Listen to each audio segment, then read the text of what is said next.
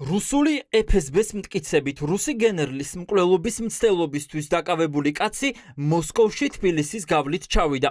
პუტინის რეჟიმი ამტკიცებს, რომ ლუბომირ კორბა უკრაინელებმა დაიქირავეს და ჯაშუში ხალხის სათვალთვალოდ მოსკოვამდე მოლდოვის და საქართველოს გავლით გადაიყვანეს. ეს არის ინფორმაცია, რომელსაც FSB ავრცელებს, მაგრამ მისი ნამდვილობა ჯერჯერობით არ დასტურდება.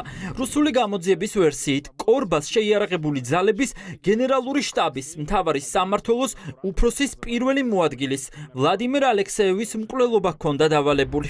100%-ით იმის თქმა, რომ ეს უკრაინელების მიერ იყო დაგეგმილი შეუძლებელია. მხოლოდ რუსული პროპაგანდა და ომის მომხრეები ამტკიცებენ, რომ ეს უკრაინამ გააკეთა. მათთვის მარტივია იმის თქმა, რომ ეს იყო დაგეგმილი მკვლელობა. არც ის უნდა გამოვრიცხოთ, რომ მის თავიდან მოშორებას რუსული FSB ცდილობდა. ეს კრემლის ცნობილი ხელწერაა. ყოველთვის მტრად გამოცხადებული ქვეყნებისკენ იშვერენ ხელს და მათ აკისრებენ პასუხისმგებლობას.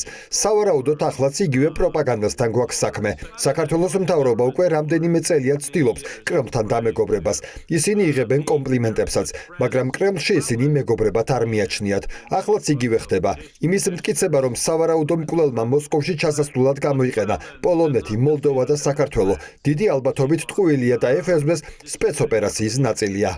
რა ვიცით და რა სამტკიცებენ FSB-ში. კაცი, რომელმაც რუს გენერალს 4-ჯერ ესროლა, დუბაიში დააკავეს. კორბა უკვე მოსკოვის ციხეშია. სავარაუდოდ შეკვეთილი მკვლელობის დეტალებზე ის რუს გამომძიებლებთან საუბრობს. დანაშაულში მხილებული კაცი ამტკიცებს, რომ უკრაინელებმა თვეების წინ დაიქირავეს. თითო ადამიანის თვალთვალში კი $2000 უხდიდნენ. ბოლოს მიიღო ბრძანება, რომ გენერალი უნდა მოეკლა. ამის შემდეგ ბილეთი აიღო და დუბაიში წასულიყო. 2025 წლის აგვისტოში ჩემი რეკრუტირება მოხდა უკრაინის უსაფრთხოების სამსახურის მიერ და გამაგზავნეს მოსკოვში. მე ტელეფონით მიგზავნიდნენ ადამიანების მონაცემებს, მე კი უნდა განმეხორციელებინა მათზე თვალთვალი. თითო ადამიანის თვალთვალში $2000 მიხდიდნენ. ამის შემდეგ შემოვიდა ჩემთან დავალება რუსეთის სამხედრო დაზვერვის გენერლის ლიკვიდაციაზე. ამ დავალების შესრულებისთვის $20000 დამპირდნენ.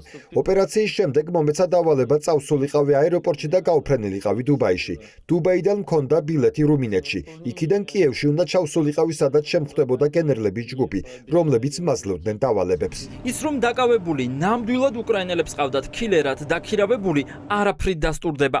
არაფრით დასტურდება არც ის, რომ კორბა კიევიდან ჯერ კიშინოვში ჩავიდა და შემდეგ თბილისიდან მოსკოვში გადავიდა.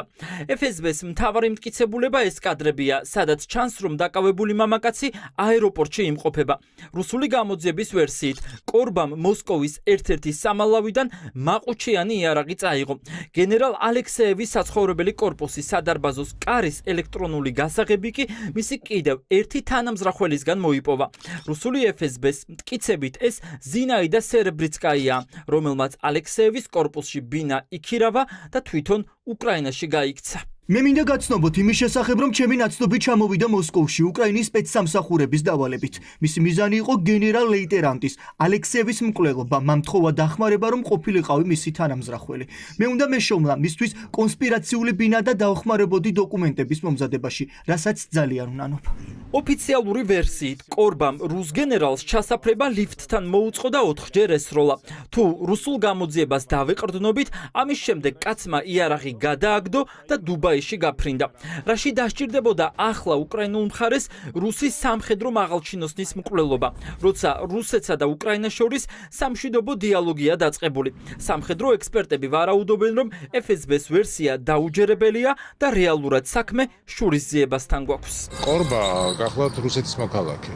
გამომდინარე იქიდან, რომ კორბამ გაიარა მათივე ინფორმაციით კიშინიოვი, თბილისი და შევიდა რუსეთის ფედერაციის ტერიტორიაზე, აქ კითხვა უფრო რუსეთის ტერიტორიის FSB-ს მხარეს რჩება, როგორ შევიდა მათ მხარეს ეს მოქალაქე. დიდი ალბათობა, რომ მათ შორის არსებული არევდარებით იმ ფონზე, რომ უკრაინასთან წისვლა არ აქვს, უფრო შიდა პრობლემა იყოს, ვიდრე საგარეო. უკრაინის სპეცსამსახურებთან საქართველოს ტერიტორიის დალინკვა, მე არ მგონია, რომ ეს რეალისტური იყოს, თუმცა შეიძლება ვიღაც პიროვნება, რომელსაც ახლა წარმოაჩენენ აი ამ ტერორისტული აქტის ჩამდენად, მართლაც იყოს საქართველოსთან გასული, ეს არაფერს არ ცვლის, ყველამ ვიცით, რომ არსებობს მიმოსვლა საქართველოსა და რუსეთს შორის. ამას არ გააკეთებდა სავარაუდოდ უკრაინის სპეცსამსახური, იმიტომ რომ გამოიწვევდა ეს ამერიკის შეერთებული შტატების ადმინისტრაციის მხრიდან ბრალდებას მოლაპარაკებების ჩაშლის თვალსაზრისით. რუსი გენერალი გადარჩა, ის უკვე გონზე მოვიდა, მაგრამ ამ დრომდე კლინიკაში რჩება.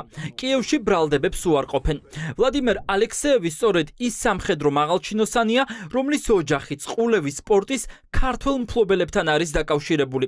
გამოცემა პროექტის ცნობით, ალექსეევის შვილი წლების წინ იყო მაკა ასათიანის შვილის ბიზნეს პარტნიორი.